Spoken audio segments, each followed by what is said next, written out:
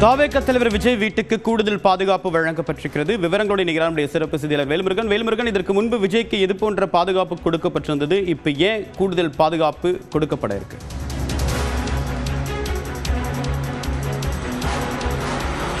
தேவப்பிரியன், குறிப்பாக நேற்று கரூரில் ஏற்பட்ட இந்த மிகப்பெரிய ஒரு துயர சம்பவத்திற்கு பிறகு விஜய் குறிப்பாக நேற்று இரவே சென்னை திரும்பிவிட்டார்.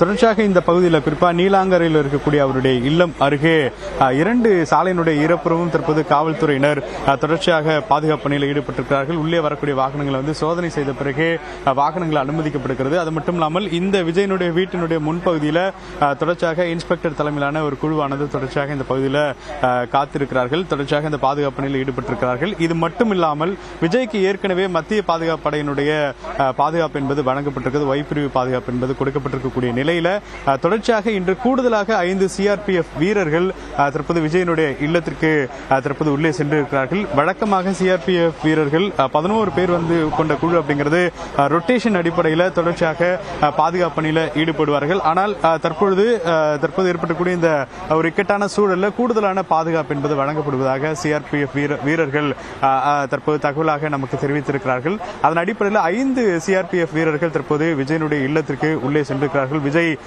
குறிப்பாக நேற்று இரவு சென்னை வந்த பிறகு குறிப்பாக தன்னுடைய இந்த கரூர் பிரச்சாரத்தின் போது ஏற்பட்ட அந்த குறிப்பாக இரங்கல் செய்தியை பதிவிட்டாரை தவிர, ஆனால் அதற்கு பிறகு தற்போது அதற்கான விளக்கத்தையோ கரூர் கூட்ட நெரிசல் பலியை தொடர்ந்து பரப்புரை பயணத்தை ஒத்திவைக்க விஜய் திட்டமிட்டிருப்பதாக தகவல் வெளியாகிறது. இணையனுடைய சிறப்பு செய்தியாளர் செந்தில் ராஜா, தற்போது எந்தெந்த பயணங்கள் ஒத்திவைக்கப்பட்டிருக்கு, விஜயுடைய இந்த முடிவுக்கான காரணம் என்ன? தேவப்பிரியன், கரூரில் நேற்று நடைபெற்ற அந்த கூட்ட நெரிசலில் 39 பேர் இதுவரை உயிரிழந்திருக்கக்கூடிய நிலையில் விஜயுடைய அரசியல் சந்திப்பு பயணங்கள் அனைத்துமே தற்காலிகமாக ரத்து செய்யப்பட்டிருக்கிறது.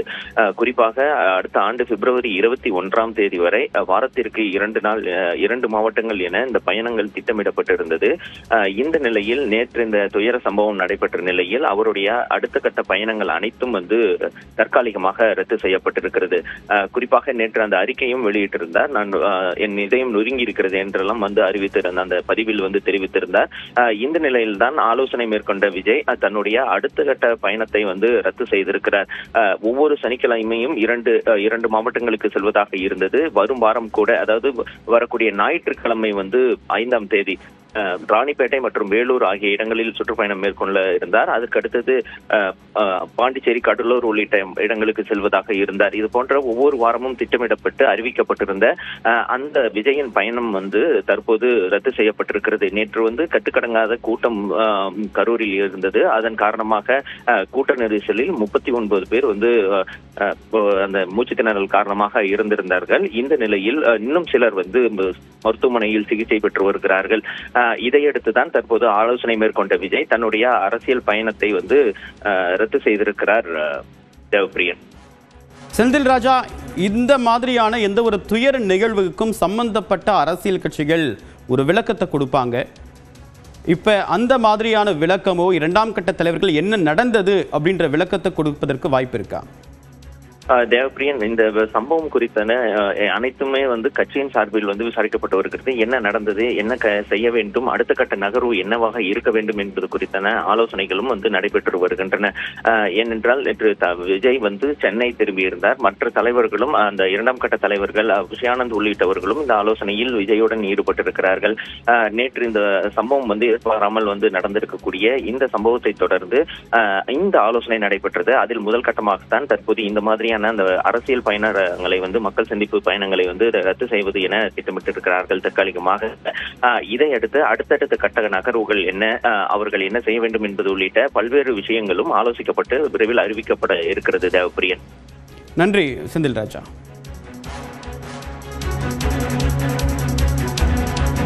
கூட்ட நெரிசலில் 39 பேர் உயிரிழந்தது தொடர்பாக ஆளுநர் தரப்பிலிருந்து அறிக்கை கேட்கப்பட்டிருக்கிறது. ஏற்கனவே என்ன நடந்தது, நிகழ்வுகளுக்கான காரணம் என்ன என்பது தொடர்பாக உள்துறை அமைச்சகம் தரப்பிலிருந்து தமிழ்நாடு அரசிடமிருந்து விளக்கம் கேட்கப்பட்டிருக்கூடிய நிலையில் தற்போது ஆளுநர் தரப்பிலிருந்து இந்த அறிக்கை கேட்கப்பட்டிருக்கிறது.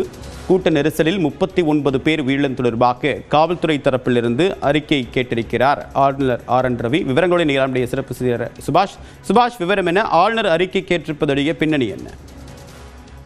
மிகப்பெரிய ஒரு துயர சம்பவம் கரூரில் நடந்திருக்கிறது. விஜயின் அந்த பொதுக்கூட்ட அந்த மக்கள் சந்திப்பில் அந்த அந்த அந்த ஸ்டாம்பேட்ல 39 பேர் இறந்திருக்கிறார்கள். 50க்கும் மேற்பட்டோர் மருத்துவமனையில் அனுமதிக்கப்பட்டு சிகிச்சை பெற்று வருகிறார்கள். பலர் அந்த நிலைமை தொடர்ச்சியாக ஐசியூல கவலைக்கிடமாக இருப்பதாக செய்தி வருகிறது. இப்படிப்பட்ட ஒரு அசாதாரணமான சூழ்நிலையில் முதலமைச்சர் நேற்று இரவே போய் அங்கே போய் சந்தித்து விட்டு வந்திருக்கிறார். மக்களையும் நிலைமையை ஆய்வு செய்து என்ன பணியை நிறைவேற்ற வேண்டும் என்ற பணிகள் எல்லாம் முடுக்கிவிடப்பட்டிருக்கிறது. இப்படிப்பட்ட சூழ்நிலையில தான் ஆளுநர் RN ரவி இந்த நிலைமையை தீவிரமாக கண்காணித்து வருகிறார். ஏற்கனவே நீங்கள் சொன்னதை போல உள்துறை அமைச்சகத்திலிருந்து அறிக்கையானது மாநில அரசிடம் கேட்கப்பட்டிருந்தது.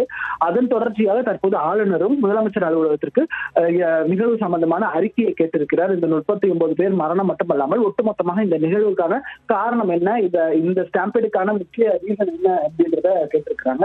ஏற்கனவே தமிழ்நாடு அரசு எடுத்திருக்கக்கூடிய நடவடிக்கை உதாரணமா சொல்லணும்னா அவங்க இந்த ஒரு நபர் ஆணையம் அமைச்சிருக்கிறது. மக்களுக்கு பாதிக்கப்பட்ட மக்களுக்கு உயிரிழந்தவரின் குடும்பத்திற்கு கொடுக்கப்பட்ட நிதி இவை அனைத்தையும் சேர்த்து உள்ளடக்கிய ஒரு அறிக்கை